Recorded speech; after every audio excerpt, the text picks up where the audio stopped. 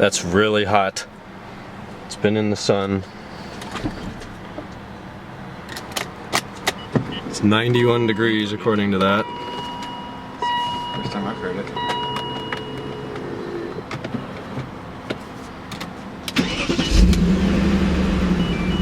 It's pretty quiet. It's got what's maybe one lifter was Very quiet. making noise. That's pretty damn quiet. That's pretty. That's pretty quiet. Oh, that's nice now. Sounds like mine. That's pretty quiet, yeah. E39 source, look what's back. Check it out, it's May 25th, 2015, and I pulled this car in the garage for the first time in nearly 3 months about 5 minutes ago. It is back, everything works, this thing sounds badass, it's quiet, I'm really excited if you can't tell. So, that took forever, but I think it's worth it. It is a total wreck right now, inside and outside, and this is why I'm starting here. This is kind of first day back. This engine has a total of like 30 miles on it. 42 has a total of 42 miles on it. I dropped it off at exactly 192. So they've put about 35 of those on, 32, 35 miles. I have put the rest of those miles on. Which is not very many. So really I took it on one test drive and then I brought it home. So right now we still have painter's tape covering up the, or protecting the door sills, side of the seat trim there. I had it on all of the trim and I took it off a couple of days ago. The car was out in the sun and I didn't want the adhesive stuff on the tape to damage the finish on the trim. So it was on there for nearly 3 months and it came off without any sort of a fight. Didn't leave anything. Took the plastic wrap off the steering wheel, seat fared fine. There's no center console, no shift knob, still tape in the center console area. I had tape on the exterior as well, along this edge. I've removed that, the front of the bumper. There's still some on the 4 rocker points. This car is very, very, very dirty right now. That's a nice big greasy fingerprint. As expected for coming back from that much work. I'm just kind of walking around seeing what work there is to be done now. I see parts in the trunk. This is the remnants of a UUC Evo 3 short shift kit. It now has a 545i short shift kit, still using the UUC DSSR. And then I think these are all parts that I had ordered that were duplicates, extras, otherwise unneeded. They could be returned. I probably will just put them in my parts inventory box in the basement. Otherwise in the trunk, that Velcro had come undone. That's fixed. Trunk's pretty clean. That's a good sign back here. I don't think anything really happened in the back seat aside from perhaps a quick gift. I'm gonna move that out of the way. It's unopened, I'm legal. I have my packing tape back here, but otherwise there's no rear center console. That will be going in shortly. I think my plan for today is to put the interior back together, which isn't much. It's just the center console, the armrest, the vents, the cup holders, and the shifter. And then I'll probably do some sort of a cleanup. It's very dusty. I'm unsure if it is wash-worthy or heavy amounts of spray wax and light pressure. I don't know what I'm going to do with that yet. Either way, it's going to get cleaned up and put back together on the inside. I'm assuming that you've seen parts 1 and 2, and you know that this is a new engine. This is a 2002, I want to say a May of 2002 build S62 with 122,732 miles on it that has just been nearly fully rebuilt with the exception of piston rings. Everybody asks why. It's an elusile block. You can't machine it or hone it. You have to sleeve it. That's a pain in the ass. Then you have new rings and it takes 10,000 miles to break it in. All the compression tests on these piston rings were fine. So the rings are original. Vanos, Dr. Vanos, both solenoid packs as well as the splines. Pretty damn quiet Vanos. You can still hear it, but it's very quiet. Timing chain guides, any piece of rubber, anything that wears, anything that would otherwise be a problem in the future has been replaced. Cooling system, water pump, I mean anything you say, hey Ryan, you should have done this, it's done, I promise. It's unbelievable. Driveline, clutch, pressure plate, flywheel, throwout bearing, pilot bearing, rear main seal, center support bearing, different differential. It's another stock 3.15 differential, this time with 48,000 miles on it and new seals. Subframe bushings, UUC transmission bushings, PowerFlex rear subframe bushings. This was the stuff I filmed in part 2, if you want to see more of the actual exciting happenings.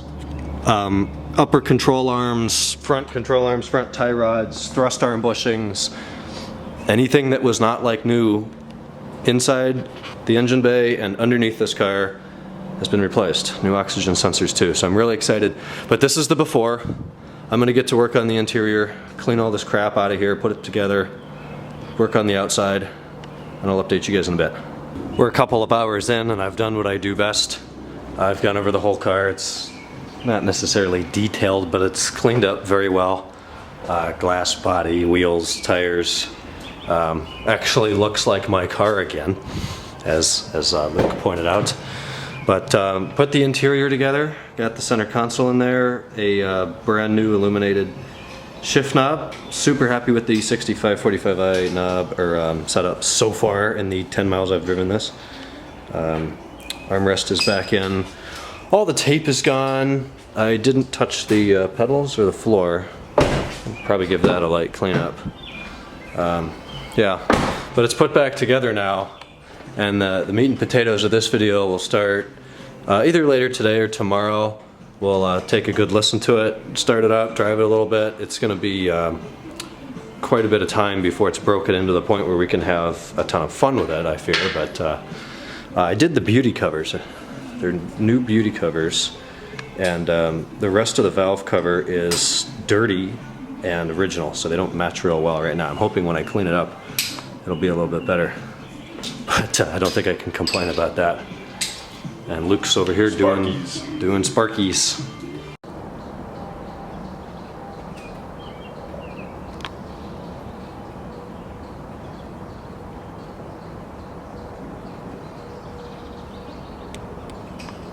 We're a couple of days later. I've had the opportunity to drive this car quite a few miles since last Wednesday when I picked it up. Today is the following Sunday. I cleaned it up last night, got some nice Xano Z6 and Z8, so it's back in shiny mode. And current mileage, keep in mind the rebuild was completed at exactly 192. We're at 192, 300 even. So we've succeeded in going 300 miles on this engine with so far, not one issue, I don't think.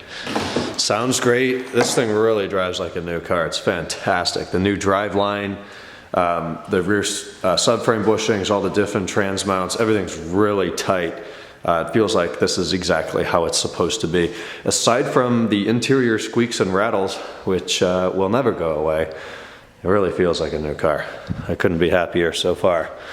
So really all the cleanup I've done under here so far, it's been very minimal. I did take some stuff off the strut tower here and just degreased kind of that area. I'm going to pull the air boxes here in a little bit, take the plenum back off and put my new bolts on. You know, you guys know I'm crazy. That firewall trim back there got pretty scuffed up, engine in and out, so those are cheap components. I'm going to throw some new pieces of firewall trim on. I have another oil filler cap. Reason I'm replacing it is after 100 miles, you can kind of see there, it's dripping all over the valve cover.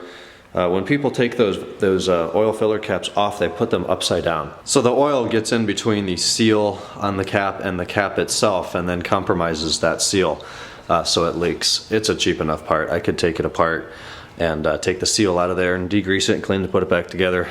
I'm not going to waste my time on that. So I'm going to pull the plenum, put my new bolts on. I know, I'm crazy. I replaced the bolts before because they were rusty and looked really bad. These are the bolts that came with the other engine. They're not as bad, but I have better ones, so I'm just going to throw those on there. And then I'm just using a Simple Green, the most basic of degreasers, because it is kind of the safest one. This is Simple Green Crystal. I don't have to worry about it screwing up any paint finishes. I can use it on plastic, I can use it on painted valve covers, I can use it on anything under here, so why not? So we're cleaning it up a little bit. It's not at all bad, but I'm going to spend a little bit of time, take the air boxes off the firewall, do that trim, and check in a little bit.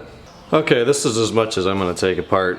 I kind of did that other strut tower before, so I've got the ABS module just disconnected enough to start to clean under there, the diagnostics port, all the air boxes and the air intakes down, clean the dipstick tube. That was all real dirty.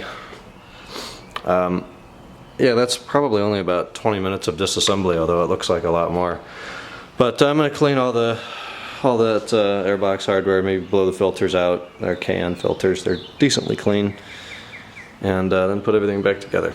Okay, here's the finished product. We're put back together. It wasn't terrible, it was just pretty greasy here and there, so I'm happy with this now. I've put back on all the little hardware. I had taken these things off, plenum bolts, M badge. So looking the part now. I'm going to plug in INPA on my Mac and just scan the computer for any sort of codes that aren't triggering any lights, indicating potential problems. Since this car is a 2000, I need that cable to plug into the under the hood port and then adapt to OBD2 to USB. Disclaimer, do not ask me how to do this. We at E39 Source do not at all wish to support people trying to do this. There's way too much risk. The press of the wrong button, you detonate the airbags inside the car. We're just not going to be responsible for it. If you want to learn how to play with INPA and read codes and scan stuff, then go ahead. Go to M5 board, go to Google, don't come to us, please. Anyways, I set my MacBook Pro here, booted into Windows and VMware, plug into that. I read the status of the LCM, the engine itself, and the vertical headlight aim sensor. The LCM and the vertical aim sensor had 0 codes in memory. The engine has 2, cat efficiency 1 and 2. So yeah, I know the cats on this car have over 100,000 miles on them. It does not trip the check engine light, these codes, but eventually they're going to need to either be hollowed out or replaced with race cats. But I'm certainly not undertaking that anytime soon. So we're going to go ahead and do a cold start now, post cleanup.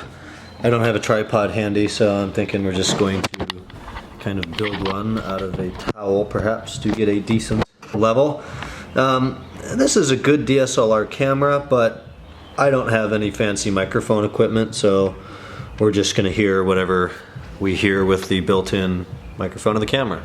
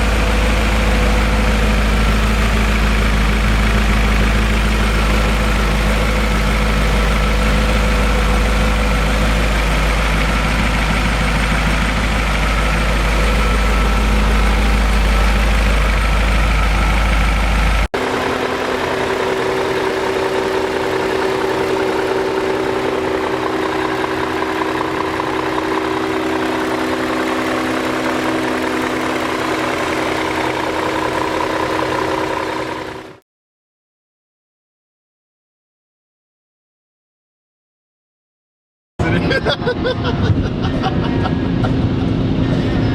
my god. And there's an Avant. Ryan is spraying me this stuff.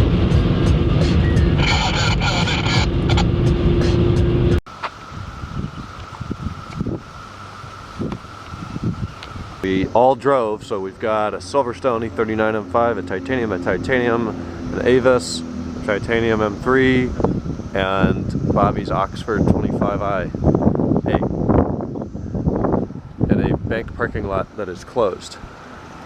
That's a pretty sweet lineup. It's now July 2016, welcome back. This video has been pending for far too long, so we're gonna go ahead here and wrap up part 3 as it sits now. Current mileage is, let's find out, it's 193,000 something. I've put about 1,300 miles on this engine, 193,305, 1,305 miles on this car. I have finally had the opportunity to, or actually Ken and did, go over and Swiss vax the entire interior, all the leather. I did nearly the full Xano treatment outside. I didn't clay it this year, I didn't have to. I did Z2, Z5, Z6, Z8. The paint's looking great, it's cleaned up right now. This engine's been amazing. There's been a couple very small kinks that I've had worked out. I just had the first oil change done about 100 miles ago. I started off with the BMW twin power turbo, which is a Shell oil 5W30. Why did I use 5W30? Well, it's a 2002 engine. Even though it's been rebuilt, it's an O2 engine. It's got O2 rings in it. That's what BMW recommended. So I did the break-in, the first 1,200 and I think it was 46 miles on the 5W30, and I'm currently running what I always ran in this car with the old engine, Castrol TWS 10W60. Being a 2000, that's what my sticker would recommend right there. That's for a 2000 engine. Well, I'm running it in the 2002 now. I just like that oil. It's been a great oil. I know where to get it. It's still available, so I'm going to keep using it. So we switched the oil to the 1060. This engine has not burnt a drop of oil so far, which the old one I would have had to put in about 2 liters in 1,000 miles, depending on how I drove it. So that's a nice plus. You guys have already heard it. It's nice and quiet now. Performance, I haven't pushed this engine really very hard at all. And it's also, they told me it's going to take 3,000 or 4,000 miles before it's fully broken in and before I'm going to notice any sort of power gains that a rebuild would have given me. It was plenty fast before. If I don't gain 1 horsepower, I'm happy as a clam. But between you and me, it definitely feels torquier. Below 4,000 RPM, there's definitely more low-end grunt, which has been great, and I haven't really had a chance to dig into it too far to see any horsepower gains, but it is quicker than it was before, minimally. There's a coolant flush as well with the BMW blue stuff at the same mileage as the oil change, so that's done. I think you guys saw the detail. I've cleaned everything up. We got new hoses here, new M badge, all the bolts and that stuff. Things running great. There's been no codes related to the engine ever since they first turned the key on this engine, which I'm very impressed and very happy about. I've replaced some little parts, the little bushings that hold the power steering reservoir on, and you know, this little crap like that. Within the first 100 miles, I'm looking down there with a light on, and I started to see some drops of something. So when the oil change was done, they had the pan off and determined that it was leaking oil from the solenoids. There's 2 solenoids, one on the left, one on the right, one on the left of the upper oil pan that are responsible for the semi-dry lubrication system that this car has. So they pulled those solenoids out and replaced the O-rings on them, and so far it's been dry. I'm sure that they did that before when the engine was built, but for some reason they didn't seat right. Maybe the wrong parts were used. BMW makes a gasket kit that is a huge bag about the size of a basketball full of gaskets. None of them are labeled. That's how BMW ships the kit, an S62 O-ring kit. So it's very difficult to figure out where each one goes exactly. So I'm not worried about it. I was not charged for it.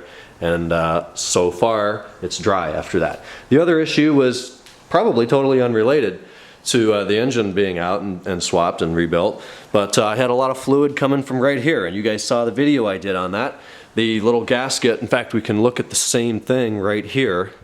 There's a grommet in between the tank and the pump on the washer fluid reservoir, but I'm talking about the main one down here behind the fender. Did a DIY on how to change all that. Mine had dried out and it was leaking. So I fixed that, no more leaks. This car doesn't leak or burn anything as far as I can tell so far. The differential didn't make a whole lot of a difference. I don't drive this car hard enough to feel the LSD the majority of the time, but it does work. I found that out. Carbon out the back. I had a pretty good bit before. I could drive it 30 miles and there were several visible, you know, in 1 square inch you'd have 30 visible flakes of carbon. That is not completely gone, and I'm guessing that there's residually a lot of carbon buildup through the exhaust system, through the headers, which are stock, the cats, the resonator stock, and then even these Eisenman's race rear mufflers were put on probably 1,000 to 2,000 miles before the rebuild. So, I mean, it's minimal. I can drive at 500 miles now, and you can see some carbon on the back, but it's not bad at all. So I'm super happy with that largely disappearing. I don't really think I've done anything inside since you guys have seen last. It's just very clean, and really happy with that. Kenan does a great job on the interiors. He gets every stitch of leather, and this leather's far from perfect in this car, but it really cleans up and feels nice. I've taken the time to replace some small stupid parts here. These rear door gaskets were original and they were exhibiting some wear and some tearing here on this lip, so I replaced the rear door gaskets. And I actually noticed that the facelift gaskets are a little bit different, and I don't know that we're going to be able to see on camera here, but on the side of the gasket that as you close the door is then pushed like that, the material on that side that flexes is different, to be a little happier about spending most of its life compressed like that. I don't know if that was something that happened back in 2001, 2, or 3 for a facelift, or if that was something that happened, you know, in 08 when they got tired of making these things. But now all 4 of my door gaskets on this car exhibit no tearing and are the facelifted part with the different material on the side. It's the details, guys. I obsess over it. I don't know why. It kills me. The trunk, I bought the cargo net. I've never had the cargo net before. I never really liked it. But I think I really do, actually. I used to keep a extra passenger floor mat back here, that black M5 floor mat, and that didn't really look that great, but it protected the carpet from stuff. But I see the value now. If you want to carry like a towel and a bottle of spray wax to a show, every time you hit the gas, turn, or hit the brakes, it's sliding all over the place, bouncing off the trunk in here. So you get the mat, and it doesn't do that. Or you get the cargo net that doesn't do that. Now this isn't the one that came with these cars back in 2000 or 2001. It's a little bit different. It's the 057 part number, I believe. But it clips in really well, and it's of high quality, and it's not crazy expensive, and it's still available. So I'd recommend that if you're so inclined. I put a liter of TWS 1060 in there. I used to, like, if I were to take a road trip or something, I would need to top it off. That doesn't seem to be an issue at all with this car anymore, but I just like the idea of having oil back there. I would actually like to buy another one of those pouches since they're cheap. Put it over there and keep a bottle of spray wax and a towel in it. That would be pretty sweet. I don't know if I'll do that though. So at this point, I just really want to drive this car and enjoy it. I've put a lot of time and money. Speaking of, many of you are going to comment, and likely already have, how much did it cost to rebuild an S62 and the driveline and everything I mentioned before. By the way, before I did say that they were PowerFlex subframe bushings. That's incorrect. They're PowerFlex differential bushings. The subframe bushings that I had replaced are stock. Everybody's going to ask me what it costs to do something like this. I'm not going to disclose that information publicly. If you're seriously considering doing something like this to your car, I'm more than happy to give you an idea of what kind of figures we're talking about. So please email me, ryan@e39source.com. I'll try to get back to you within 24 hours, and I'll try to give you a ballpark of what something like this looks like. But mine's different. My situation's very unique because I bought a different engine and rebuilt that one. And I have my reasons for that. Please don't make me explain it for the millionth time.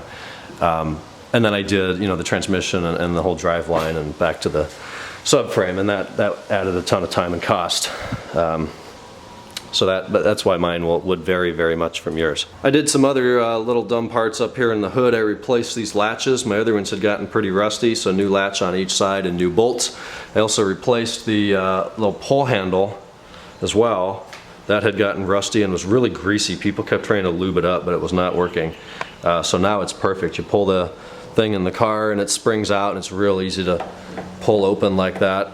The hood shuts better, there's no rust, and it actually kind of looks like a new car up there. So I've owned this car now for almost 6 years. It'll be 6 years here in about a week. And I probably never would have believed that it would be at this point 6 years ago when I got it. It was a pretty clean car 6 years ago, but it's gone through a full facelift now, including the freaking engine.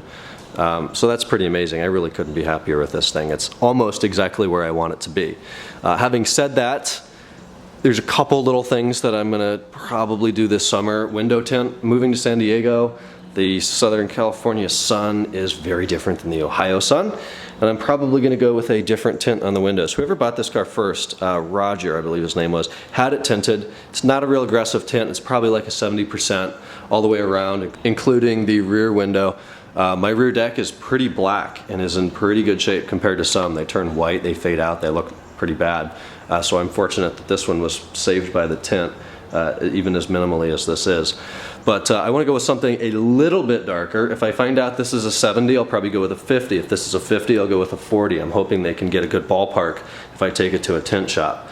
So I'm looking for something that would protect against UV light and maybe keep the car a little bit cooler being outside in the sun when it's in California, and even here in the summer. But that'll be in the future. I'll do a video on that probably in the next month to 2 here. The tint that's on here isn't bad. There's some scratches in the driver's window which kind of annoy me. All right here, it's not in the glass, it's just in the tint. Maybe it was put down too early or something. You can't really tell on camera, but there's a bunch of them there. So that's kind of my reasoning for that. I probably won't touch the sunroof. I don't want to go really dark either. If you have a white car, or if you have a black car, you can get away with putting like 10, 20, 30% tint. On a Silverstone metallic car, I don't think I'm going to go any darker than 50 or 40, but we'll see as I learn more about that. So if you have any recommendations, please let me know. Leave your questions, comments, and constructive criticism in the comments below, please. I always try to get back to those in a fairly timely manner, but as I said, we'll do a video about the tint in the upcoming weeks or months when I get that done. I'm just going to keep driving this car. It's going to be a blast, and I feel really fortunate to have it. So thanks guys for watching, and I'll see you in a future update, drive video. Maybe I'll do a video with the Eisenman race if you guys want to hear that. We'll do something fun. Thanks again. Talk to you soon.